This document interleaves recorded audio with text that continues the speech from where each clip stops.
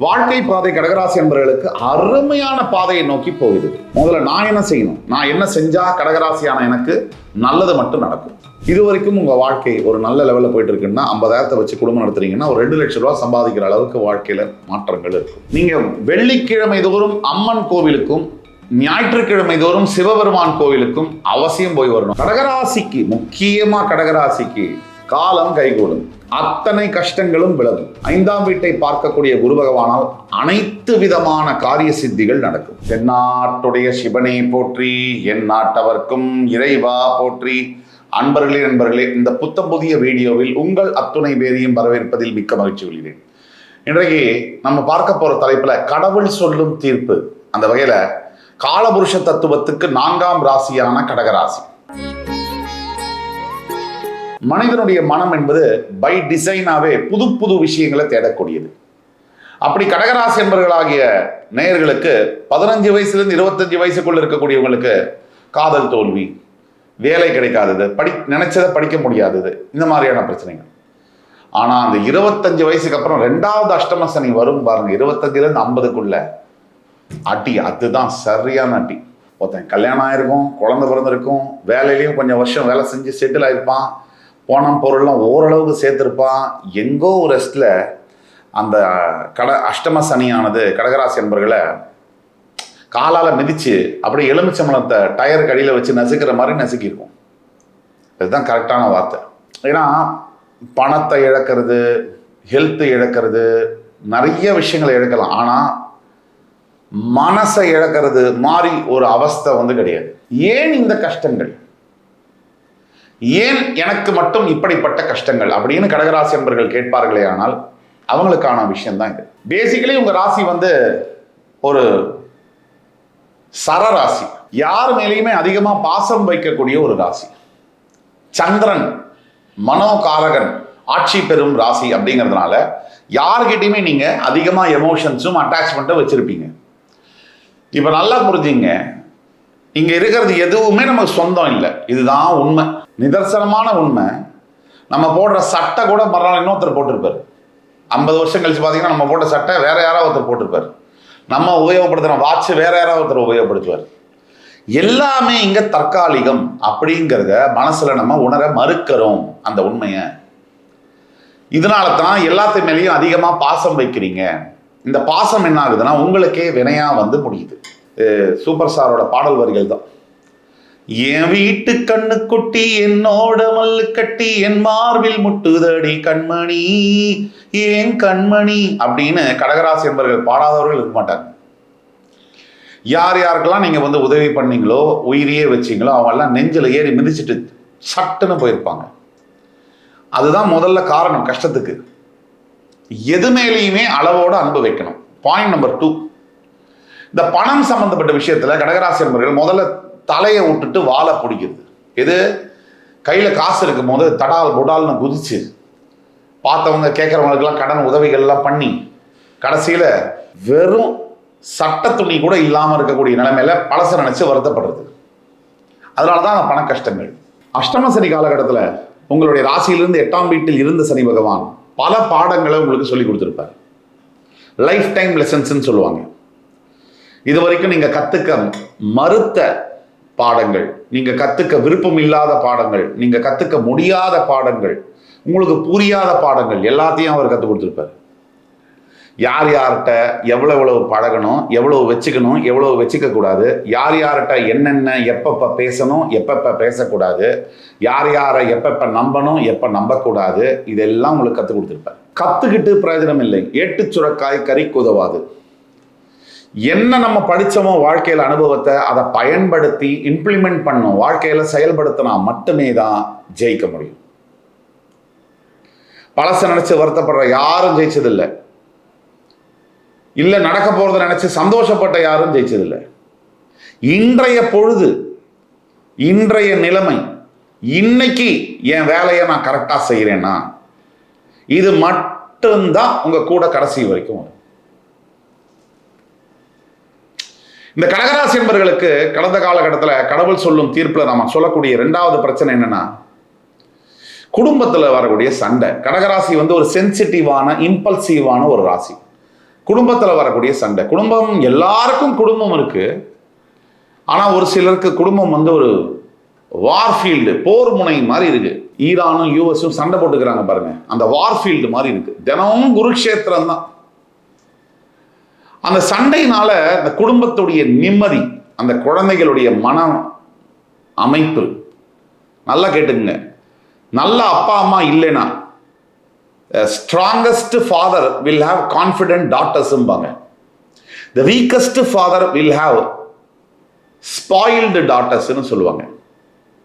The strongest father will have good well behaved சன்னு சொல்லுவாங்க. The weakest father will have anti social element as a son அப்படிம்பாங்க.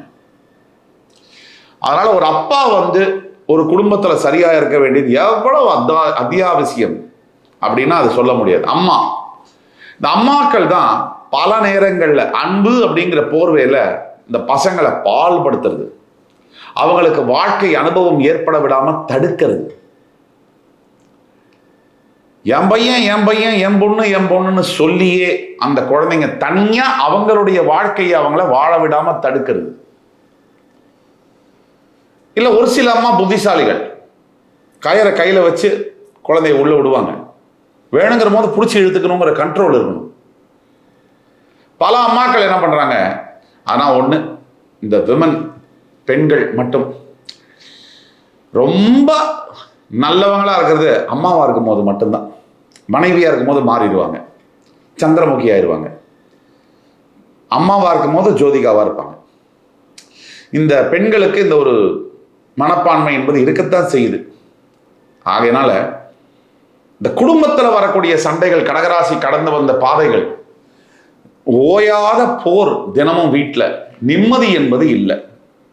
மனைவி வந்து ஒரு மனுஷனுக்கு மட்டும் சரியான மனைவி அமையலைன்னா சாவு மரணம் அப்படிங்கிறது தினம் தினம் பார்க்குற மாதிரியான ஆண்களை நம்ம பார்க்குறோம். அதே ஒரு மனைவி வந்து நல்ல மனைவியா அமைந்துட்டா தினம் தினம் வாழ்வில் சொர்க்கத்தை அனுபவிக்கக்கூடிய கணவன்மார்களையும் பார்க்கிறோம். இதுவே தான் மனைவிமார்களுக்கும். கணவன் சரியா அமையலைன்னா சமுதாயத்தையும் ஹேண்டில் பண்ண முடியாது, வீட்டையும் ஹேண்டில் பண்ண முடியாது. ஒரு பெண்கள் மேலே இன்னுமே ப்ரெஷர் அதிகம் இந்த சொசைட்டியில் அப்படின்னு கூட சொல்லணும். இன்னைக்கு அதெல்லாம் அவங்க மைண்ட் பண்ணுறதுல தாண்டிட்டு வராங்க. அது நல்ல விஷயம்தான். தவறான பாதையில் போகாத வரைக்கும் ஜெண்டருக்கு அப்பாற்பட்டு ஆண்களும் பெண்களும் எதை செய்தாலும் அது கரெக்டு தான். ஆக கடகராசி என்பவர்களுக்கு இந்த குடும்ப பிரச்சனை, சண்டைகள், இதனுடைய தாக்கம், ஒரு மனுஷனுக்கு குடும்பம் சரியில்லைன்னா அந்த தாக்கம், அதுக்கு அப்புறம் பார்த்தீங்கன்னா குழந்தை இல்லாமல், குழந்தை பாக்கியம் இல்லாமல் இருக்கக்கூடிய கடகராசி என்பர்கள், அல்லது குழந்தை பிறந்துருச்சு, அந்த குழந்தைகள் படுத்தக்கூடிய பாடு, இவங்க நினைக்கிற மாதிரி படிக்கலை, இவங்க நினைக்கிற மாதிரி நடந்துக்கலை, இவங்க நினைக்கிற மாதிரி பேசலை. ஏன்னா குழந்தைகள் வந்து ரோபோட் இல்லை. ஏன்னா நம்ம நினைக்கிற மாதிரியே பேசி, நம்ம நினைக்கிற மாதிரி நடந்து, நம்ம சொல்ற மாதிரி எல்லாமே செஞ்சுட்டா அது பேர் ரோபோட் தானே. மனித குழந்தைங்கிறது தானாக இயங்கக்கூடியது. அப்போ அதை நீங்க மனசுல வச்சுக்கணும். இப்போ இந்த வாழ்க்கை பாதை கடகராசி என்பவர்களுக்கு எதை நோக்கி போகுது அது முக்கியமா தெரிஞ்சுக்கணும் இல்லையா? வாழ்க்கை பாதை கடகராசி என்பவர்களுக்கு அருமையான பாதையை நோக்கி போகிறது, இதுல மாற்று கருத்து இல்லை. நீங்க அதுக்கு தயாரா இருக்கீங்களா? அதுதான் கேள்வி. $1,000,000 கொஸ்டின் என்னன்னா, நீங்க உங்களுடைய நல்ல பாதைக்கு, நல்ல வெற்றிக்காக தயாராக இருக்கிறீர்களா? மனதளவில், உடல் அளவில், உங்களுடைய செயல் அளவில் இதெல்லாம் இருந்தீங்கன்னா நீங்களும் ஜெயிக்கலாம். அதுக்கு முக்கிய காரணம், கடந்த காலத்தை நினைக்கக்கூடாது. நடந்ததையே நினைத்திருந்தால் அமைதி என்றும் இல்லை. கண்ணதாசன் பாடல்ல வரதான் நம்ம கோட் பண்ணணும். ஆக திரும்பி பார்க்க கூடாது, முன்னாடி மட்டும்தான் பார்க்கணும். என்ன செஞ்சா எனக்கு நல்லது நடக்கும், அவ்வளவுதான் இப்ப மொத்த கேள்வி. மொத்த கேள்வி என்னன்னா, என்ன செஞ்சா எனக்கு நல்லது நடக்கும், நான் என்ன செய்யணும், அப்புறம் கடவுள் என்ன செய்வாங்கிறது அப்புறம் பார்க்கலாம். முதல்ல நான் என்ன செய்யணும், நான் என்ன செஞ்சா கடகராசியான எனக்கு நல்லது மட்டும் நடக்கும். முதல்ல உங்களுடைய கடந்த கால வாழ்க்கையை நீங்க நினைச்சு பார்க்க கூடாது. அதுல உள்ள அனுபவங்களை எடுத்துக்கணும். அதுல பட்ட காயங்கள், ரணங்களை மறக்கணும். ரெண்டும் வித்தியாசமானது. அதே மாதிரி கடகராசி நண்பர்கள், இனிமே நான் என்ன செய்யணும், இப்ப என்கிட்ட உயிர் இருக்கு. என்ன இருக்கு? உயிர் இருக்கு. இந்த உயிரை வச்சு எதை வேணா சாதிக்க முடியும். இந்த உலகத்துல நீங்க எதை இழந்தாலும் உங்கள் உடம்புல உயிர் இருக்கிற வரைக்கும் உங்களால் எதை வேணால் அச்சீவ் பண்ண முடியும். இதுதான் சத்தியம். இந்த உயிரை வச்சு என்ன சாதிக்கலாம், என்ன பண்ணலாம், இது வரைக்கும் என்ன வேணா தப்பாக போயிருக்கலாம், இனிமேல் வாழ்க்கையில் நல்லா வரலாமே. நீங்கள் ஜெயிச்சவங்க வரலாறு எல்லாத்தையும் எடுத்து பார்த்தீங்கன்னா அவனும் அசிங்கப்பட்டிருப்பான், அவமானப்பட்டிருப்பான், சிங்கிள் டீக்கு லாட்டரி அடிச்சிருப்பான். அவன் தான் சரித்திர சாதனைகளை பண்ணியிருப்பான். இதில் மாற்று கருத்தே இருக்க முடியாது. எல்லோரும் இந்த உலகத்தில் மிகப்பெரிய போராட்டங்களுக்கு அப்புறம் தான் ஜெயிப்பாங்க. அப்படி ஜெயிச்சாதான் அந்த வெற்றி நிற்கும். அப்ப ரெண்டாவது கண்டிஷன். மூணாவது, கோவில் வழிபாடு.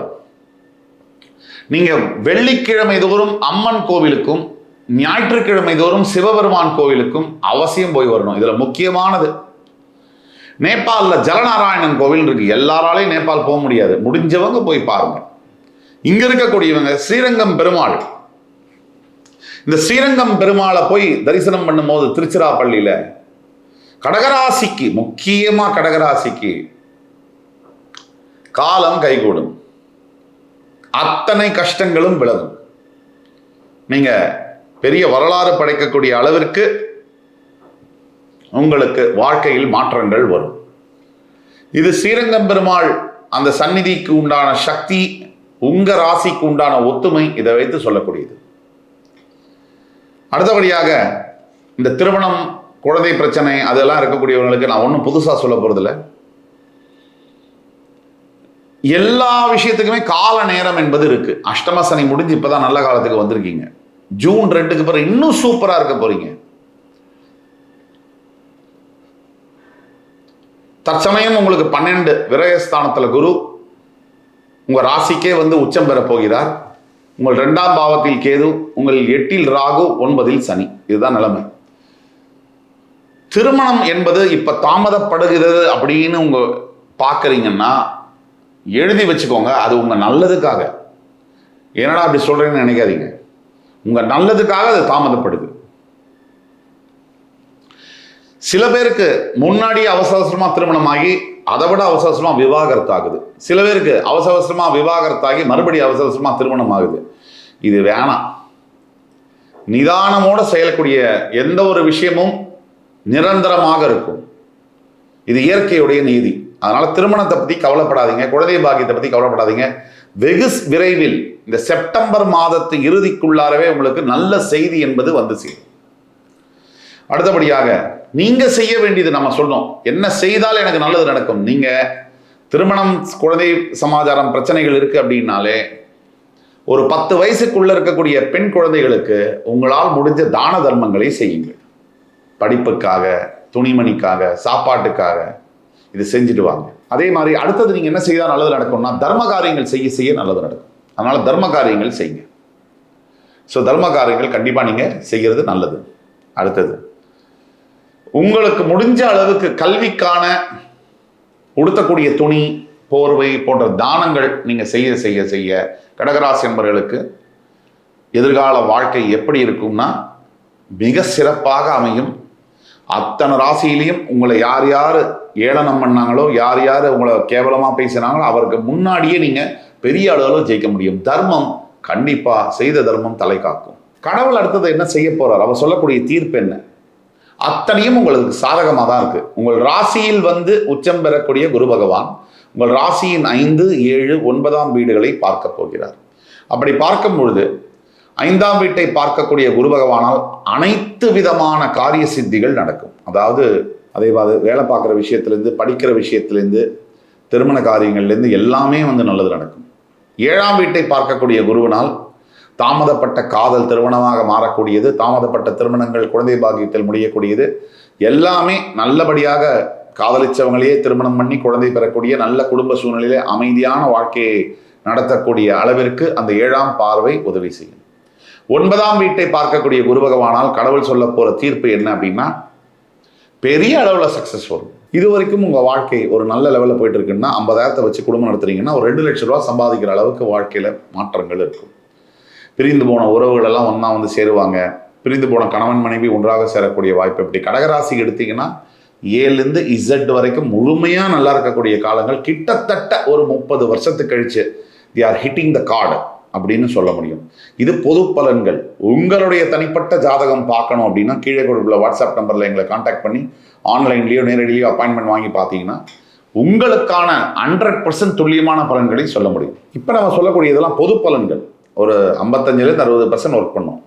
உங்களுடைய பிறப்பு ஜாதகத்தை பார்க்கும்போது இன்னும் ப்ரிசைஸாக சொல்ல முடியும். ஆக கடகராசி என்பவர்களுக்கு பரிகாரம் அப்படின்னு சொல்ல போனால் லட்சுமி நரசிம்ம பெருமானை விஸ்வரூப தரிசனம் என்பது பார்க்க வேண்டும். இப்போ நீங்கள் திருவல்லிக்கேணி பார்த்தசாரதி சுவாமி கோவிலில் லட்சுமி நரசிம்மர் யோக நரசிம்மராக வீட்டிருக்கிறார். அதே மாதிரி லட்சுமி நரசிம்ம சந்நிதி எங்கெங்கெல்லாம் இருக்காரோ அங்கெங்கெல்லாம் வந்து விஸ்வரூப தரிசனம் பார்க்க சங்கு தீர்த்தம் தெளிச்சு கொள்ள கடகராசி என்பவர்களுக்கு எல்லா விதமான காரியங்கள் நீங்கள் எடுத்த விஷயம் எல்லாமே சக்ஸஸ் ஆகும். அதில் டவுட்டே வேணாம். இந்த வீடியோ உங்களுக்கு பிடிச்சிருக்கும்னு நம்புறேன். அடுத்த வரும் காணொலியில் மறுபடியும் உங்கள் எல்லோரையும் சந்திக்கும் வரை உங்களிடமிருந்து விடைபெறுவது உங்கள் சுபாஷ் பாலகிருஷ்ணன். நன்றி, வணக்கம், வாழ்க வளமுடன்.